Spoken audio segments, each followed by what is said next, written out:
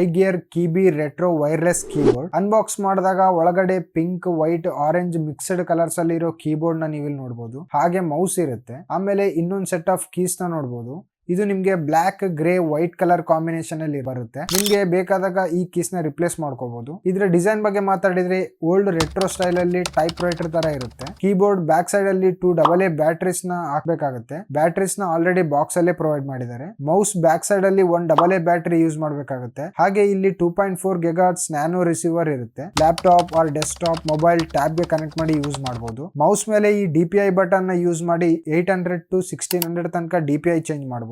ಒಂದ್ಸಲ ಡ್ಯೂರಸೆಲ್ ಬ್ಯಾಟರಿ ಹಾಕಿದ್ರೆ 4 to 5 months ಬಾಳಿಕೆ ಬರುತ್ತೆ ಅಂತ ಹೇಳ್ತಿದ್ದಾರೆ. ಬಟ್ ಅದು ನಿಮ್ ಯೂಸೇಜ್ ಮೇಲೆ ಡಿಪೆಂಡ್ ಆಗಿರುತ್ತೆ. ಕೀಸ್ ನ ಬಂದು 10 ಮಿಲಿಯನ್ ಟೈಮ್ಸ್, ಮೌಸ್ ನ ಬಂದು 3 ಮಿಲಿಯನ್ ಟೈಮ್ಸ್ ಕ್ಲಿಕ್ ಟೆಸ್ಟ್ ಮಾಡಿದ್ದಾರೆ ಅಂತ ಕ್ಲೈಮ್ ಮಾಡ್ತಿದ್ದಾರೆ. ಈ ಪ್ರಾಡಕ್ಟ್ ನಿಮ್ಗೆ ಇಂಟ್ರೆಸ್ಟಿಂಗ್ ಅಂತ ಅನ್ಸಿದ್ರೆ ಒಂದ್ಸಲ ಚೆಕ್ ಮಾಡಿ.